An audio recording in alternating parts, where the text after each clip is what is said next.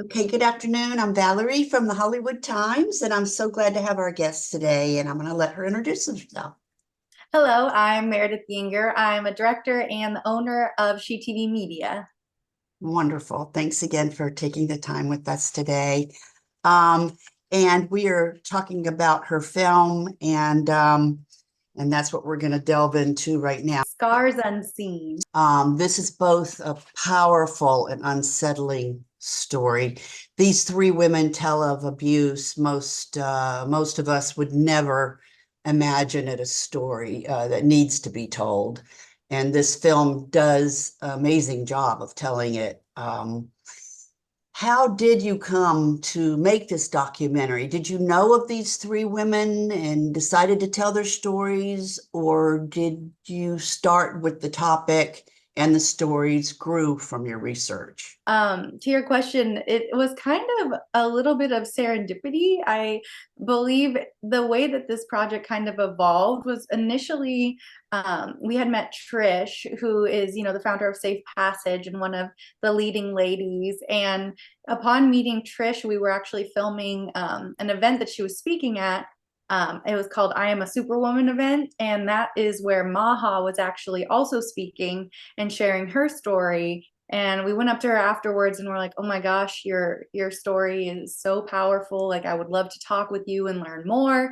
And so that's how we connected with Maha. And then the third lady, Adrienne, actually found us through our crowdfunding campaign.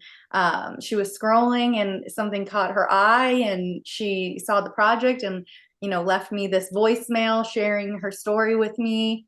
And we connected and talked to her, and then we eventually flew her and her daughter out. So it was kind of like once this project was happening, it just kind of attracted more and more people to be a part of it. And that's sort of how it's been all the way to present day. So it's kind of awesome to see people joining in and really amplifying the message. Like I said, it's such an emotional subject. As a filmmaker, how difficult was it to separate yourself from these horrible stories and stay focused on your obvious objective of educating and informing us about the cycle of abuse and the toll it takes on families? Mm-hmm. It was definitely very challenging. I think the hardest part, honestly, was in post-production. Um, when you're reliving these moments with them and you're trying to figure out how to craft their story, but how to be true to what they're saying and what to leave in versus what to take out. And that was very, very challenging for me because I just wanted to give them enough time also on screen and give them breath and room to share what they shared. Obviously the interviews were much longer than what ends up being in the actual film, but just reliving those moments and also trying to find that balance of their struggle and then also really amplify their resilience and the hope element that each of these women really bring. That was sort of the challenging part, but it definitely takes a toll, and it is hard to separate. Yeah. One woman talked about the Leave It to Beaver type family, the idyllic concept of domestic perfection. Um, have we been groomed to expect that kind of domestic bliss? And when we find out it is virtually impossible to achieve, there comes a reckoning as to who's to blame for our misery, would you say? Yeah, that's an interesting question. I definitely think that the idealized family standard has been a very big issue across the board, just in terms of not just domestic violence, but also trauma, because there is so many different ways that you experience trauma as a familial unit.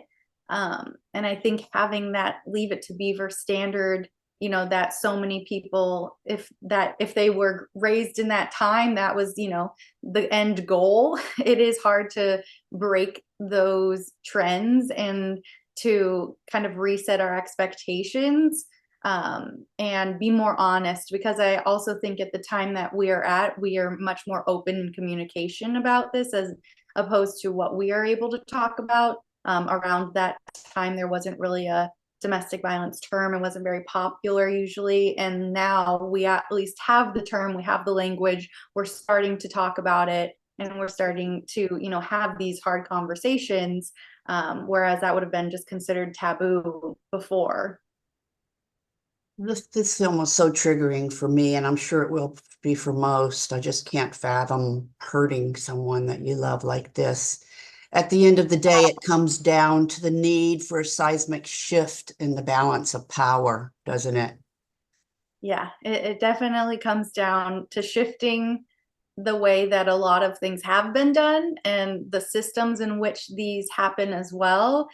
We weren't able to get into it completely in the film, but how just the power dynamic of the systems also affects this issue so dramatically. And I think really using this trauma-informed approach in every level of the judicial and legal systems and just everyday life is really what needs to happen. Heck yeah, I'm glad you brought it out. I'm glad that people are going to see it. And where is it right now? How can we find the film? How can we find you? How can our viewers? Yeah. Yeah. So the film website, scarsunseen.com, that's where we'll post all of our updates, and we'll be making our world premiere at the Dances with Films Festival on June 30th at 2:45 p.m. at the Hollywood Chinese Theaters. So that'll be our first debut. Yes, yes. Well, we'll be promoting it on the Hollywood. It's called HollywoodTimes.net is our website, and the Hollywood Times Official is our YouTube channel. And I just want to thank you, Meredith, for being with us. And do you have any other ideas for what you want to do next? Yes, I'm in development on my second feature documentary, actually. Right. Good. You want to talk about that? Yeah, that one is called a Vulva La Revolution, and it's about starting a sexual health revolution in women's healthcare. Beautiful. Okay, and your media group is She TV Media. Yep, So that's my that's your production company. okay, and where are you based out of? Based out of Los Angeles, but have cameras will travel. Yes, that's right. Will you please keep us posted on your endeavors because you're very creative and I appreciate meeting you virtually and hopefully we will meet in person next time. Yes, would love to meet you in person, and thank you again so much for having me and shedding light on this project. Thank you. And I love Dances with Films. I know you're going to have fun if you haven't been yet. So Yes, I can't wait. I'm good. excited. That's great. All right. Thanks. Have a great rest of your day. Thank you, you too. All right. Bye-bye.